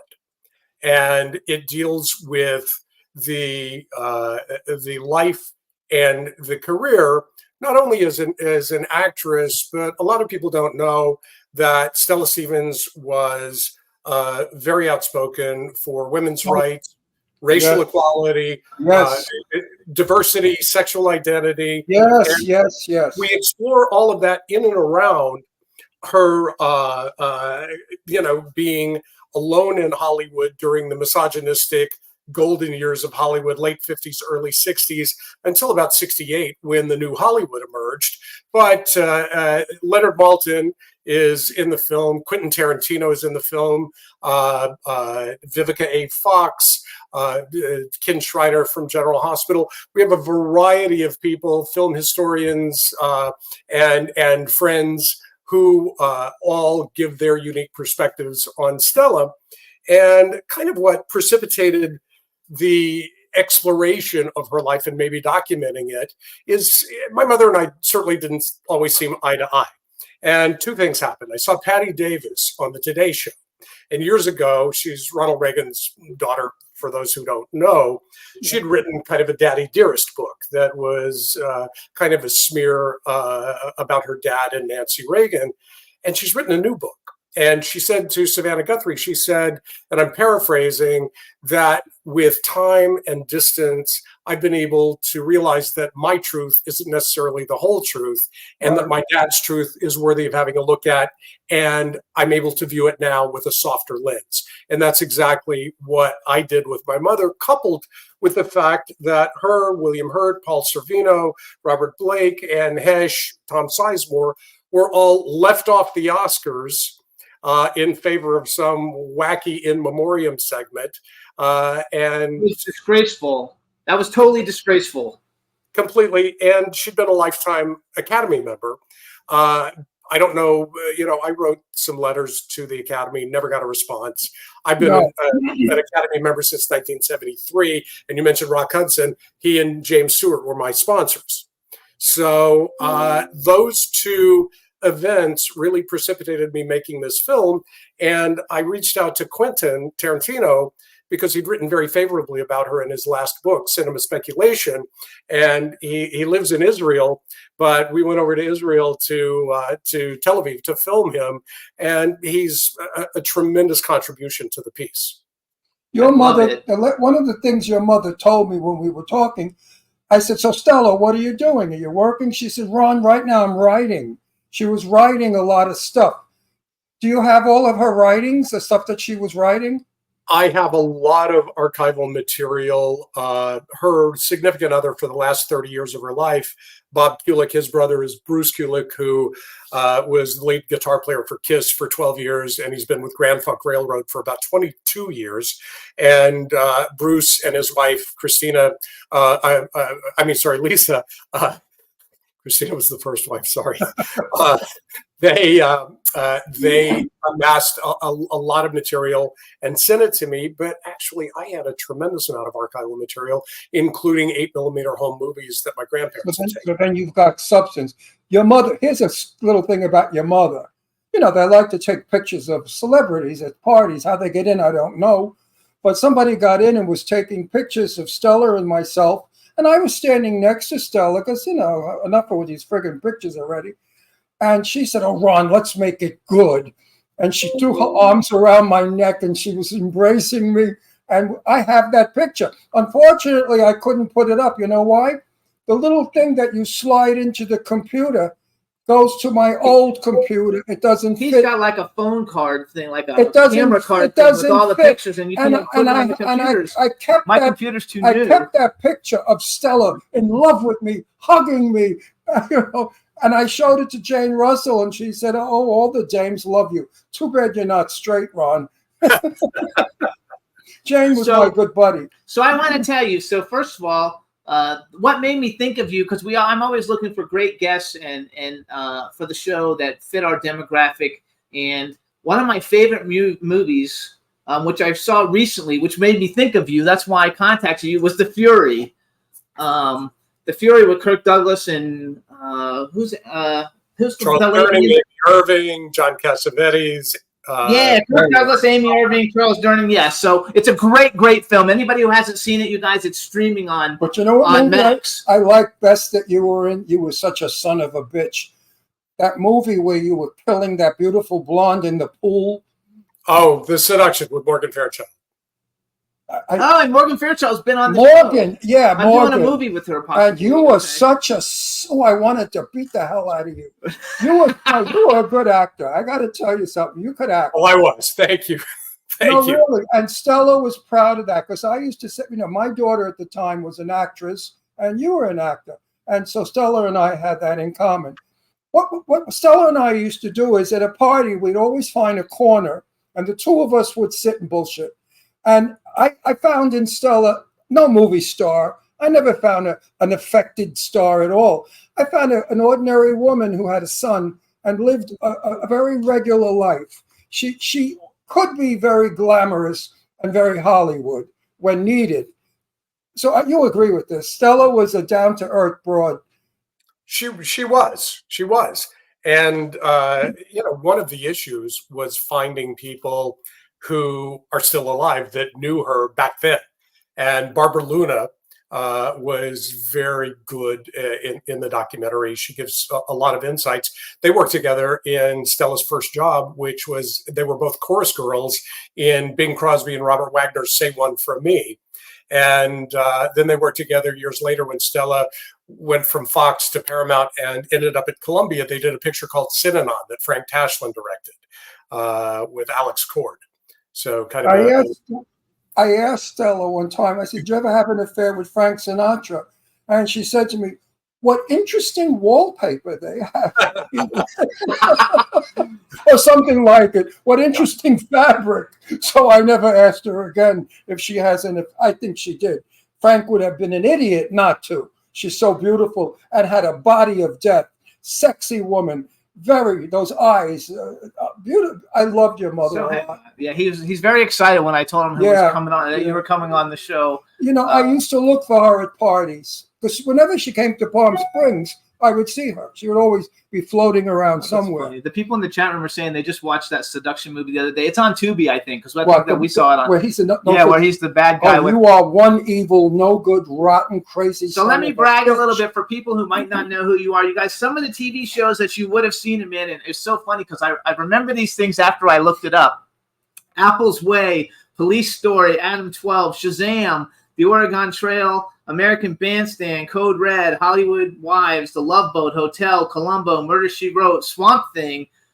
He was on Dallas, you guys, as a regular character for many, many episodes. In movies, The Fury, everybody has to go see The Fury. 10 to Midnight with Charles Bronson. I like horror movies, so I wrote down Scared Stiff, The Terror Within 1 and 2, The Skateboard Kid, The Boys and Company C, which and Dallas. What about Dallas? I said Dallas already. Oh, you said Dallas? Yes. But what I didn't know in researching you is now you're like this huge producer, executive producer, director, and you executive produced The Boondock Saints, which is one of the biggest cult films in the history of film. The Boondock Saints is like the greatest movie ever. Norman Reedus has been on our show. David Della Rocca is a friend of mine. I've met Sean Patrick Flannery, but we're not friends. But I used to be friends with David Della Rocca.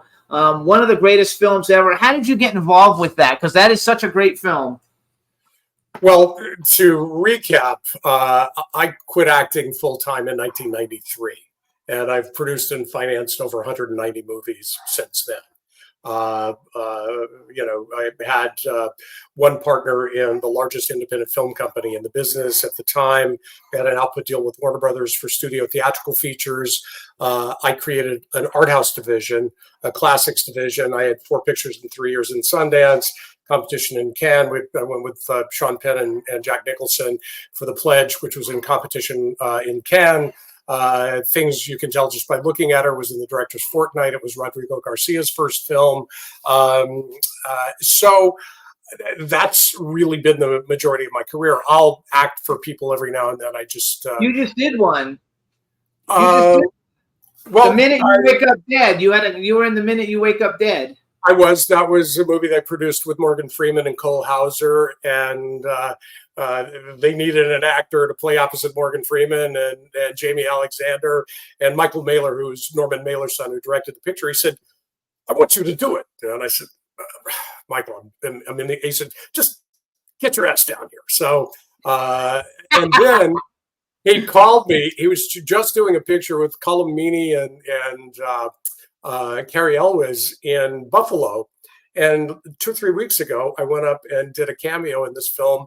I played a guy named George Perkins, who was J.P. Morgan's right-hand banker, for a day up there with him. So I do little things here and there, but the mainstay of my career for 30 years.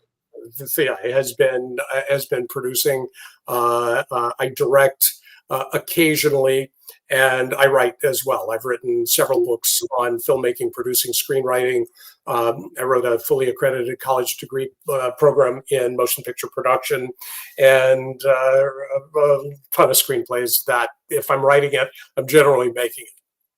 And, I actually have seen wait, it. Andrew, this is a very sensitive question. Was there ever theatrical competition between you and your mother? No.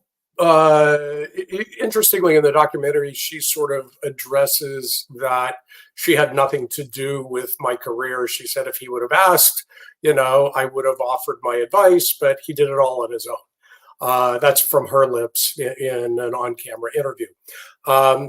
She was, you have to understand the time and the context, Ron, in that by the time she had done Poseidon Adventure, she was nearing 35 years old. 35-year-old actresses back then didn't have the longevity that 35, 45, 55-year-old actresses do today. There was no such thing as a Nicole Kidman having leading lady roles well into their 50s.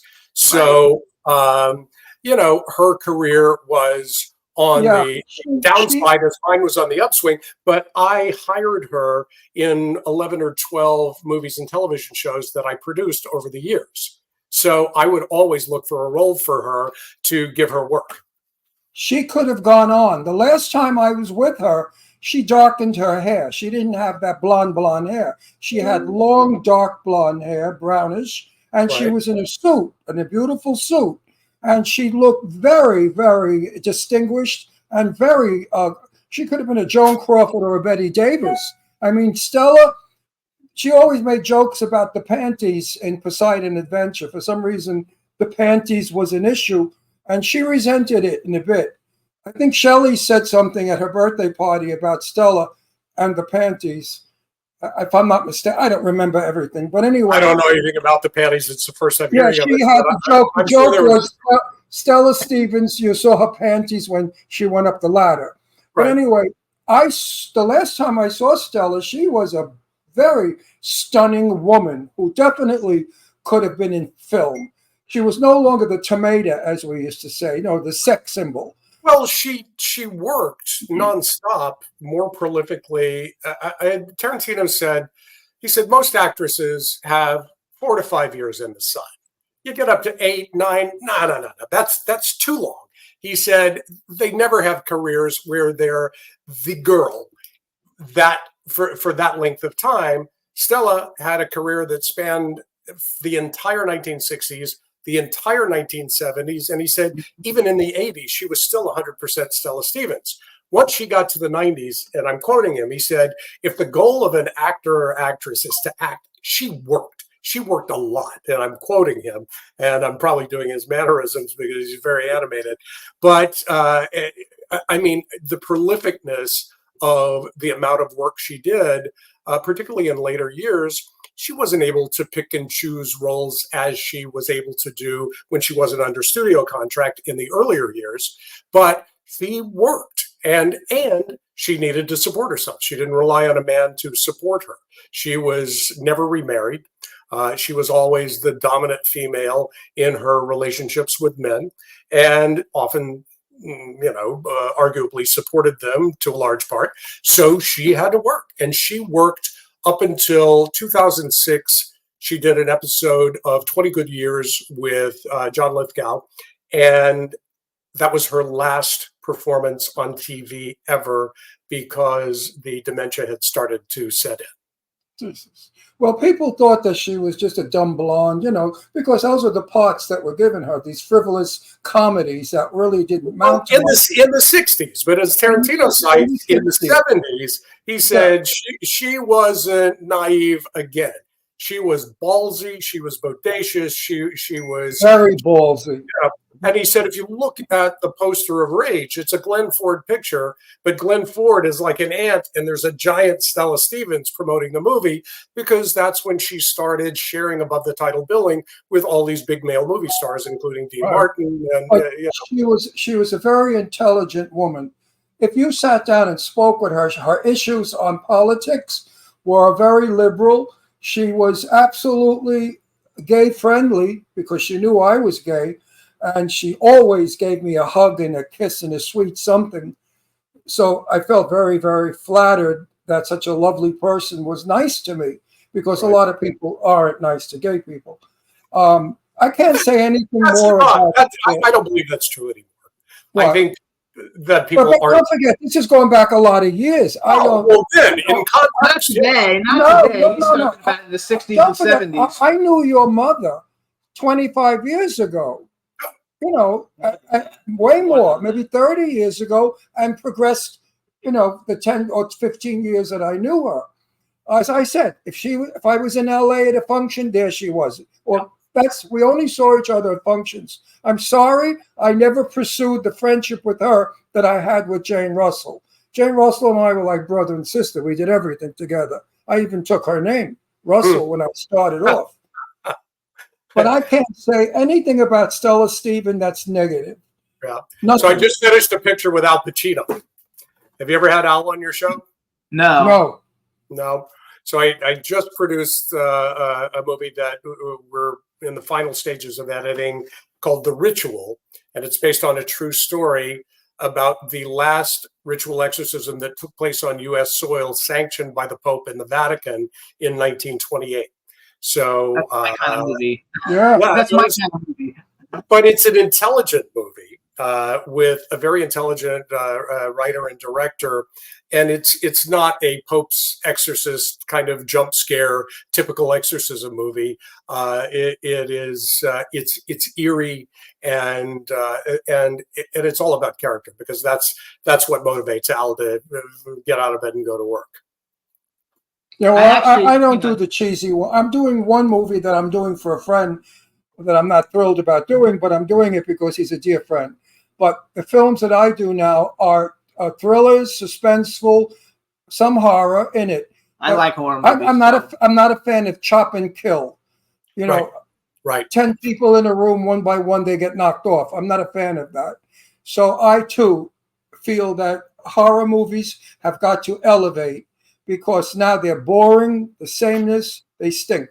I wouldn't even call it a horror film. I would call thriller. I don't think Al Pacino would sign up to do a traditional horror film. It was a character-driven, true story with supernatural elements, all of which are true. That's wonderful. That's the kind of movie I. So wait, I'm in one. I have to plug our movie. I play Kevin Bacon's father in a movie that we're soon to shoot, and it's a wonderful script.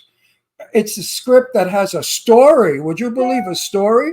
And the actors really have to act, not read lines. And I'm excited about it. And it's called Death House. Death Realm. Death Realm. And it's a thrill. It's a horror thriller. It's a horror thriller. And I can't wait to shoot it, because I think we're starting to make really good horror thriller films. Wait, I want to brag for you, though. Don't you agree with that, So, Andy? Yes. We're starting to do quality horror thrillers. Well, there's so much competition from streamers that if you're making an independent film, quality is paramount. Yes, absolutely. You look terrific, by the way. Look at us. We still have our hair. We have our hair. I can't tell about this lighting. My daughter set this ring up over there. But, you look terrific. You look good. When I see myself, I look like a mortician is kind of. No, you know what? You don't look young, but you look good. That's what I tell people. I don't look young, but I look good. I'm 84 years old, the same as your mother. Oh my God. Your mother was 84. Oh, fantastic. Thank you. So did your mother look. Well, listen, how come I couldn't go see her? That Harlan Boyle told me that she wouldn't know me. Is that true? Of course. Yeah, she lost language. She couldn't care for herself. She had no recognition of anything. She didn't know she had a son, grandchildren, nothing. Oh, how sad is that? Okay. What were you going to say, Jimmy? I want to go back to you now. So first of all, I'm going to brag a little bit more. I like to brag for people because if I do it, it sounds good. If you do it, it's not as good. So I'm going to do it for you. So some of the movies that you've executive produced, The Whole Nine Yards with Bruce Willis, Matthew Perry, and Rosanna Arquette, Battlefield Earth with John Travolta, Barry Pepper, and Forrest Whitaker, which I know that movie got panned as not good, but I actually enjoyed it. I've seen it a bunch of times. It's a great movie. That's a whole other podcast. Yes, okay. Get Carter with Sylvester Stallone. I think it was Angela's Eyes, Jennifer Lopez. Angel Eyes, Jim Caviezel and Terrence Howard. Heist, which I've seen that a bunch of times. Gene Hackman, Delroy Lindo, Sam Rockwell, Danny DeVito. Fear.com, which was a great horror movie with Stephen Dorff and Udo Kier, who lives here. We live in Palm Springs, so he lives in Palm Springs. We see him often at events. Right. Stephen Rea, City by the Sea. I'm putting Pop Star on here, so I'm a big boy band fan, and I've known Aaron Carter for years, and so I thought that was a great movie, for the generation of people that it was supposed to go to, and David Cassidy was in it. I loved it. Walking Tall, The Payback with Kevin Sorbo. That's just some of them. I put down the ones I've seen because I've seen all of these. But I want to go back to the Boondock Saints because literally, I know that these movies some of them are maybe more famous, but almost no movie in the world has as big a cult following as the Boondock Saints. So the Boondock Saints now probably isn't as popular as it was maybe 10 years ago, but if it's streaming, it'll probably regain popularity. It was a film that Harvey Weinstein had developed with the writer and director Troy Duffy, and they had a falling out. Troy's, he's a strong personality, and so is Harvey. And Harvey put it into turnaround. So my partner and I talked about it, and we picked it up in turnaround from Harvey, and we produced the movie in Canada. Got back, and we started shopping it for theatrical distributors. And right then, right before we finished the film, Columbine hit. And two brothers in black trench coats blowing away people vigilante style was an anathema, and nobody would pick it up theatrically. Wow. So the best offer we got that the bank would accept was a 1-year VHS only video cassette world premiere through Blockbuster. So the premiere and the entire first year venue for the Boondock Saints was only video cassette VHS through Blockbuster. It did exceedingly well. Net profits are back end. They're like Sasquatch. Everybody talks about it, but nobody ever sees it. And all of a sudden, I made almost $1 million in overage from, the film did, the bank did, on the Boondock Saints.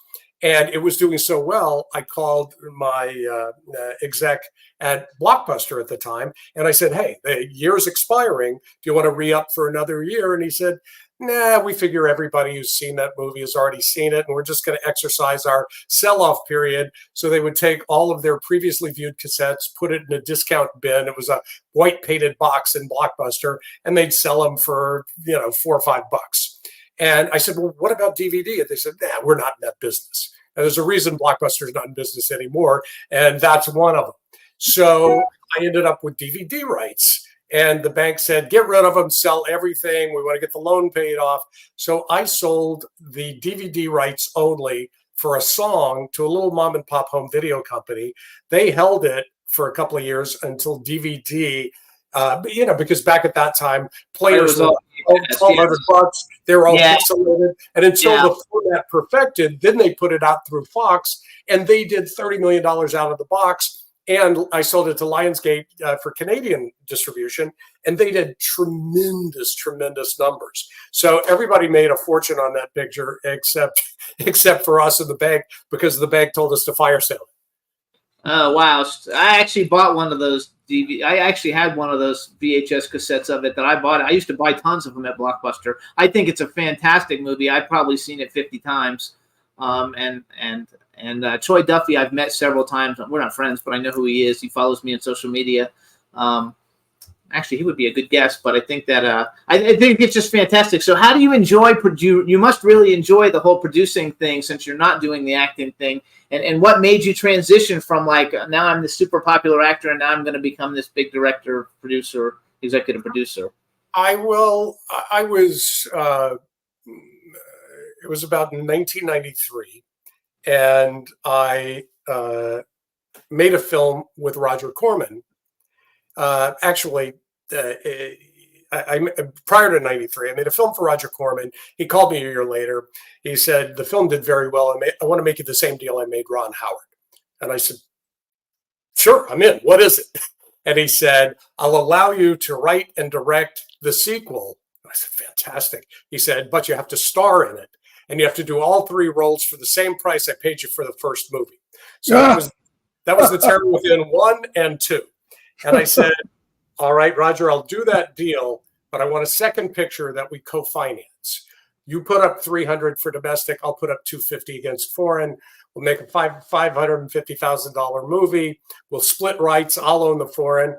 And he said, all right, I'll make that deal. So we made The Terror Within 2. About a year after that, which the footnote for The Terror Within 2 is that there were old bipedal rubber monster suits. It was a biped man in a rubber suit monster. And I said to Roger, I said, we got to have new suits. He said, absolutely not. There's no money.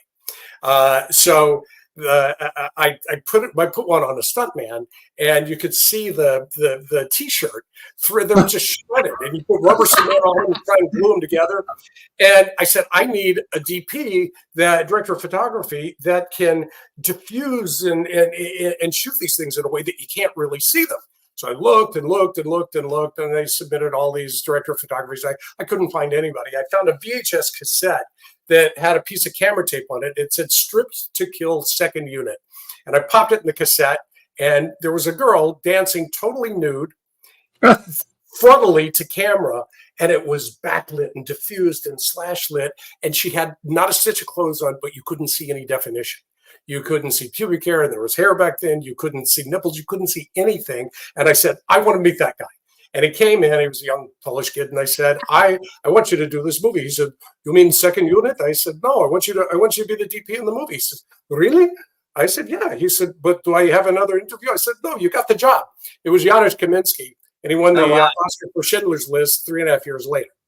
So we're shooting this movie, and we finally show it to Roger, and Roger says, I think you need to reshoot the scene where the monster's finger gets severed. And I said, Roger, we really can't. I said, it was a very specific set. The set has been struck. The lighting was very specific. You do see it fall through frame. You see it cut off by the hatch cover. You see the girl pick it up and look at it and put it in a petri dish. And he said, very well, but it looks to me like you've chopped the monster's cock off.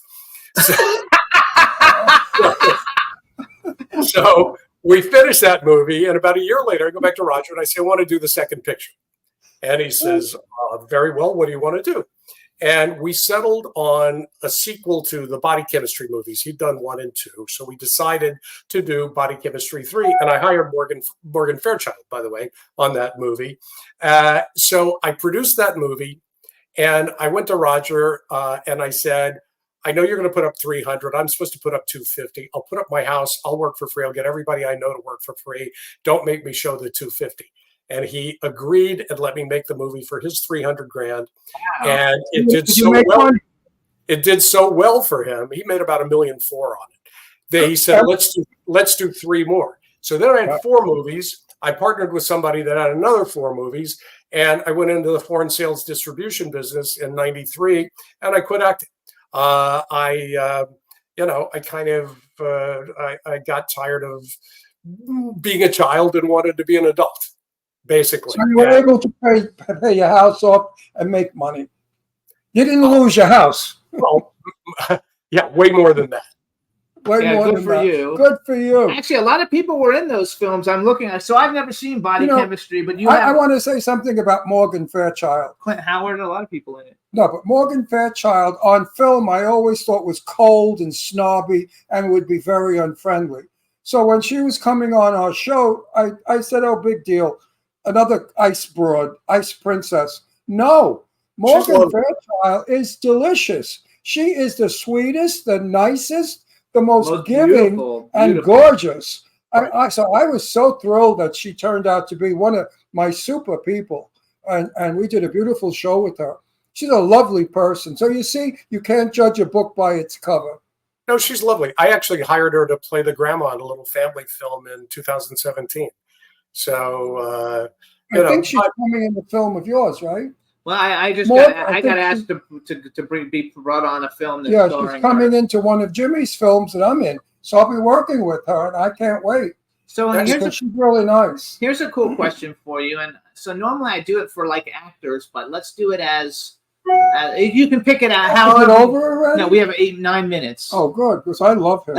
No. Your mother did a good job on you, Buster. thank you. You're a nice guy. She made a real nice guy out of you. So here's something that I like to ask, and you can do it as either as an actor or a director or a producer. But like, if you could have ever been involved in any film, because normally I say actors, if you could have ever been in any film, but if you could have ever been involved in any film that's ever been made, what film would you have liked to have been involved with? And then the second question. No, he could have been Hang in on. any film. He could apply to him. He's an actor. I know, well, he can pick it. He can pick it as an actor or as a producer or as a director. And then if you could have bucket list male and female star that you haven't had an opportunity to work with that you would like love to work with, and they could be living or dead. They don't have to be alive. Boy, you're kind of asking. You're kind of asking the wrong person, because when people say, "Oh, what's your favorite?" I have no favorites. Every film is a challenge. Every actor that you work with is a challenge in their own way. People's dreams and desires are to make movies, and then they get on set, and many of them make it as difficult as possible, and turn what should be a celebration into a miserable experience.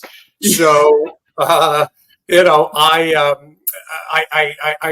kind of skirting the issue, because I only do what is a deal.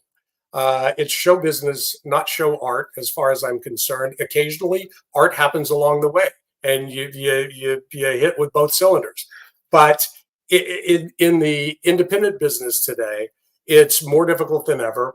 In the late 40s, early 50s, there was a federal regulation called FinSyn, FINSYN, where the federal government stepped in and deregulated the studios from being able to own cinemas, because they deemed them monopolies, and they were and they were restricting free trade. Well, today you've got 6 or 7 conglomerates that own every media outlet, every studio, everything worldwide, and there's no longer a mandate for the independent. It stinks, I say again. And I was the chairman of the Independent Producers Association for years. I was on the board of directors of International Film and Television Alliance. I represented 170 member companies. Our lobbying budget for the year was $500,000. For these guys in Washington, for the big boys, that's lunch.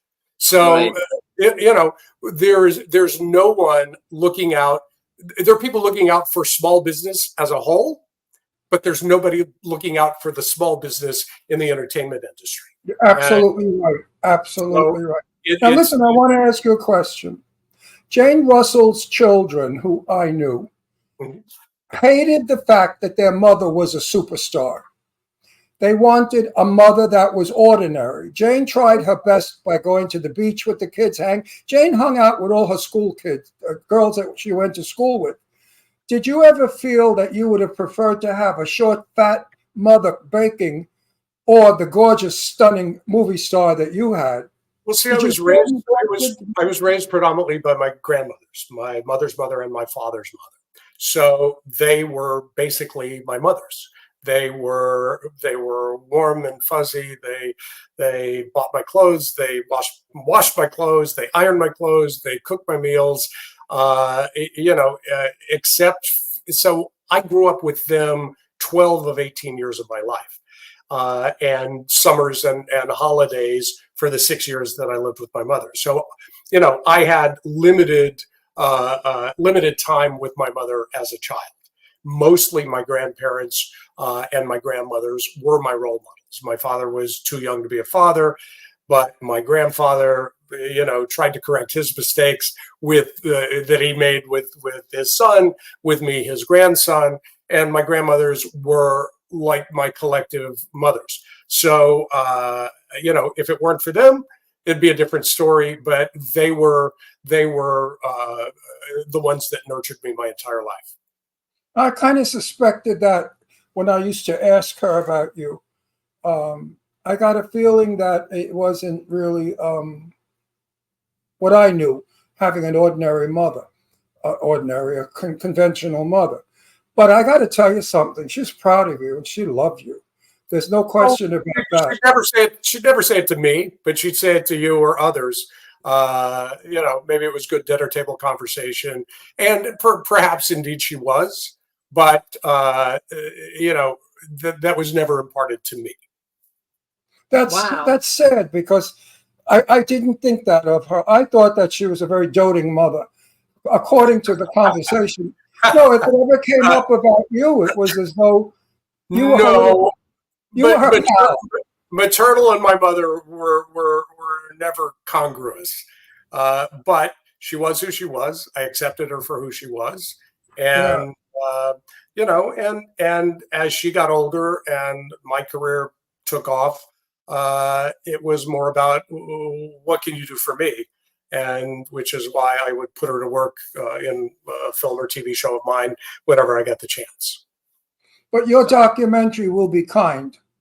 Documentary is more than kind. It's a celebration. Good. I have my own documentary, and when I do that, I can tell because there are different truths. Everything that I explore about my mother is the absolute 100% truth. Much of it in her own words, completely celebrating the strong, autonomous, against all odds woman she was in this male-dominated, misogynistic industry as she came up, and was more successful than 99.9% of the actresses in history. So it celebrates everything that was wonderful and magnanimous and magnificent about her. There's no dirty laundry. It's just facts are facts. But there's no mommy dearest there. No mommy dearest. No. I wouldn't like you if you did that. Now, Jane Russell was an alcoholic big time, and she confessed to me that she was a lousy mother because she was too busy getting drunk. Her children really resented her. They resented me tremendously. Her one son hated me because I was so close to his mother, and he was thinking, this strange guy comes along and my mother's doing to him what she should have done to me. And it was tough on Jane, but Jane in the end tried to be a mother, but it wasn't successful. It just didn't happen. I saw so many, I know many celebrities who have children, and I don't want to name them all, but the kids really wish that their parents were ordinary, normal nobodies. They hated their celebrity parents. I have 3 kids. I've got twin girls who are going to be seniors in college. Good for you. College? Oh, sure, you would, yeah. He'll be 22 in September. We've got a 27-year-old son. And in 2005, I made a 17-picture deal with Sony to produce their high-end DVD movies. I did 8 Steven Seagal films, 6 Wesley Snipes, 2 Van Dammes, 5 Dolph Lundgrens, Walking Tall 2, Walking Tall 3, Half Past Dead 2. I love all that. Sequels and remakes of library titles. So I moved my kids to Dallas, Texas, and I raised them in a specific neighborhood and a specific school system. And I just normal. Normal. And I went to every. Is your son as handsome as you are? He would say yes. No, I want to hear what Daddy says. Daddy's going to say yes. I think he's a handsome boy. But if you were a handsome boy, the James went nuts over you. Thank you. But back to that. You're still handsome. I said I'm going to take care of my kids, and that's what I've done. Are they following you into the industry? Any of them? My son works with me in production. He's a union production office coordinator on union films, and he's a unit production manager on non-union films. My daughter Aubrey, if you look her up on IMDb, she's done 10 or 12 movies with me. So Amelia, my other daughter, no, she's international business, but do any of the girls look like mom? Do your children, any of the girls look like Stella? All my kids are blonde and blue-eyed. Do they look like Stella? I wouldn't say. If you after we finish the interview, look up Aubrey Stevens on. All right, I guess we're winding. Andrew, I have thanked so many guests for coming on our show, but I can't thank any guest more than you. It is indeed a pleasure that after all these years of hearing about you, I've finally gotten to know you. And I'm proud of you. And I'm going to cry. Ooh, I guess Italians, we cry at the drop of a hat. I am so happy that you're going to celebrate Stella. Thank you so much. Thank you. Thank you so much for coming on. And when the DVD, when the movie actually comes out, let us know so we can help promote it. Because absolutely. And I can't wait to see it. I'll be the first one there. I will do. Well, stay in touch, Jimmy, and I'll send you a link. Perfect. Thank you so much. Thank you so much. All righty, everybody. Thanks so much for tuning in. I'm glad you enjoyed the show. Our guests, Andrew Stevens and Greg Raposo, were fabulous. We'll see you guys next week. And thanks for tuning in, everybody. It was really a great show. Wonderful show. Wonderful show. All right, everybody. We'll see you next week. Bye-bye. Can turn out to be so wrong. Yeah, we in the mix. Yeah, we in the mix. It's another episode. Here we go. The Jimmy Star Show with Ron Russell. Interviewing the hottest, newest, and truest of today's celebrities. Make sure to subscribe so you can get notified weekly. Jimmy Star, he's the king of cool. Ron Russell, he's a gorgeous dude. Chat room is live and you would be a fool not to vibe with us at the Jimmy Star Show with Ron Russell. Come watch it live on W4CY Radio. Miss some past episodes? Download on iTunes. The Jimmy Star Show with Ron Russell. It's the Jimmy Star Show with Ron Russell.